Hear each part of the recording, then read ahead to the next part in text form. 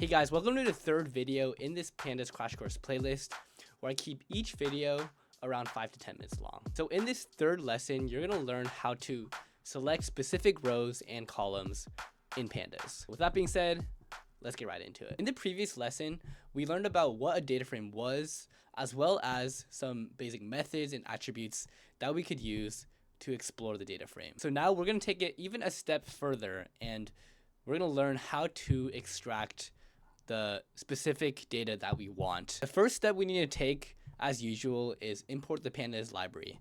And as you should know by now, it's just import pandas as PD, and we're also going to say df, which is data frame, is equal to pd.read csv, and we pass in the name of our CSV dataset, which is state crime stats, and it's in our local folder. We're going to say df.head to return the first 5 rows of this data frame, and it's going to show us some stats on what the crime looks like, and in this case, it's for Alabama. All right, now we're going to talk about selecting one column from our data frame.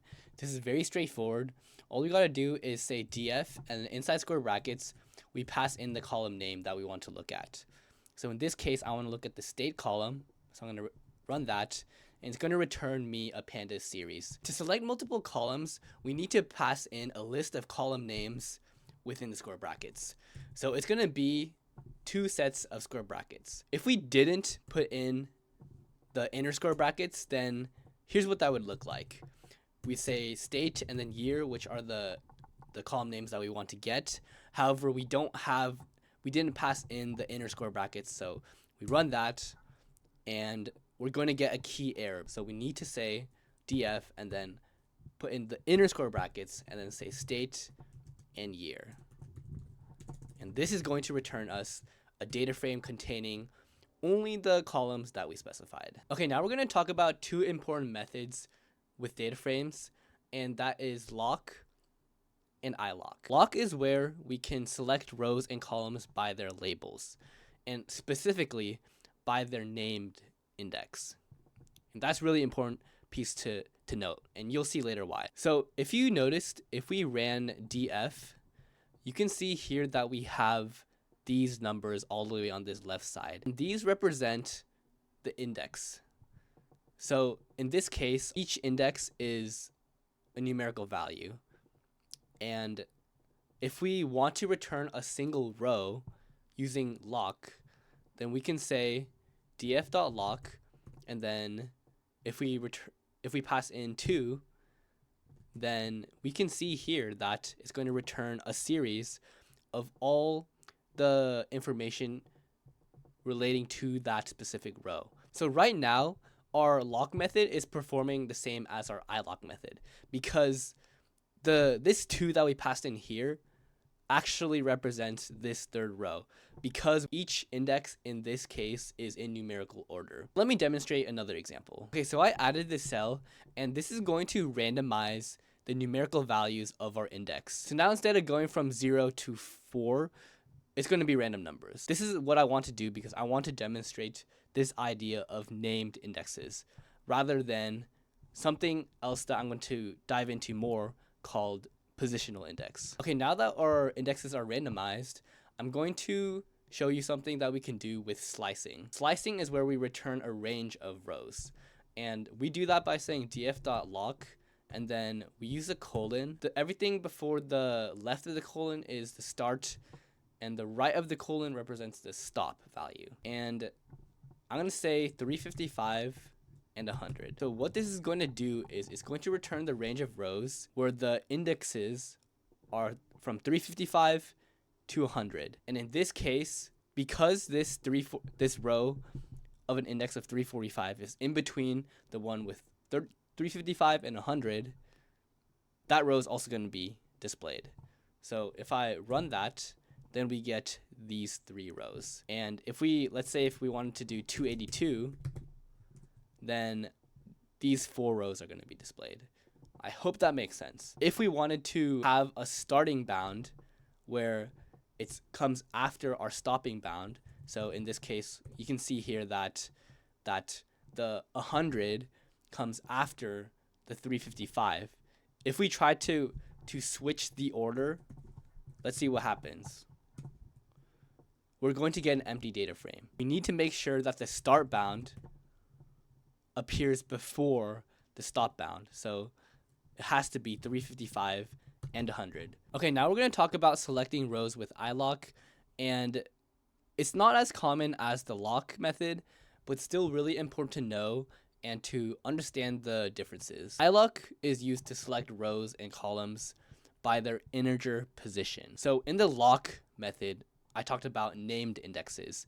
So everything here, all these rows, they have an index name. However, iloc completely ignores that and only focuses on where each row is located within the whole data frame. If we said df.iloc2, then it's going to show us the third row because it's a zero-based indexing structure. And so it's a little bit confusing if you're new to Python. However, if you understand the indexing for lists, then it's pretty much the same concept. So this is going to return third row, and let's say we put in 5.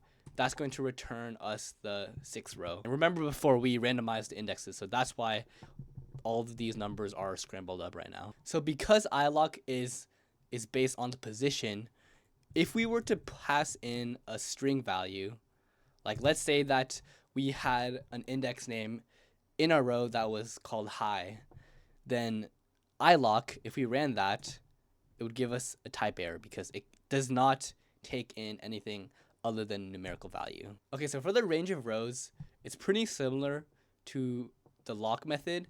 So for this case, we say iloc, and then we use the colon again, and then the values that we pass in are going to represent the position of the rows.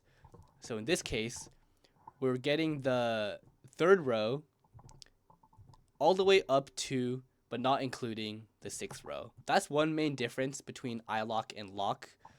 In iloc, the stop bound, so this 5, is exclusive.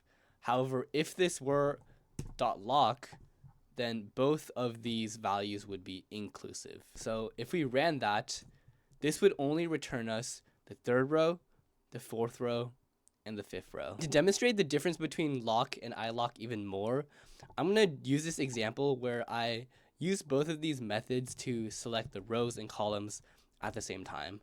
So I'm going to first say df.loc and then df.iloc. And for the df.loc, I'm going to scroll all the way up here. Or actually, I'll just run it down here. I'm going to say df, and then we can see here that this first row has an index value of 303 or 383.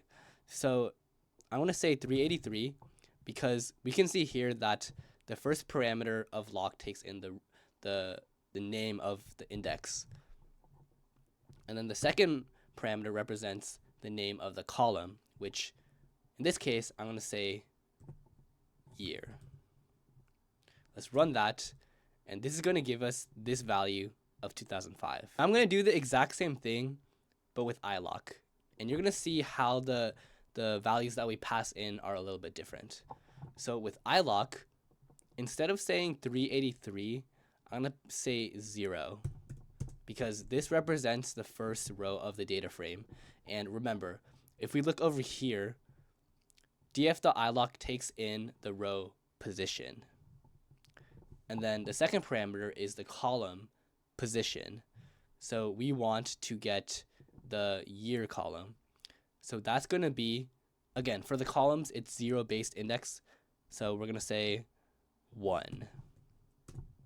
And that's going to give us this, the first row, second column of 2005. If you want to get a recap of the differences between loc and iloc, you can take a look at this comparison chart here, as well as this part that shows the differences in the slicing behavior. And I'll also provide supplemental materials in the description below, so you can check that out on my website. Okay, I'm going to end this lesson on a topic called Boolean masking. And I'm going to explain this concept more in the next lesson. But for now, I'm just going to give you a brief intro. So we're going to use the .loc method, and with Boolean masking, it allows us to select rows based on a condition rather than only providing an index value. So I'm going to say df.lock, and then inside the square brackets, we pass in a condition. And this is just like an if statement without the if keyword. So we're going to say, let's say we want to only retrieve the rows where the state is equal to Alabama. We're going to say df, and then we pass in the column name, which is state, and we say that's equal to Alabama. So this is going to give us a data frame where all of the rows match the condition that we specified here. And it uses Booleans to retrieve the correct rows. I'm going to talk about this more in the next lesson, so stay tuned for that. I hope you learned something new in this lesson, and if you haven't checked out my previous lessons, then I highly encourage you to do that. So thank you guys so much for watching.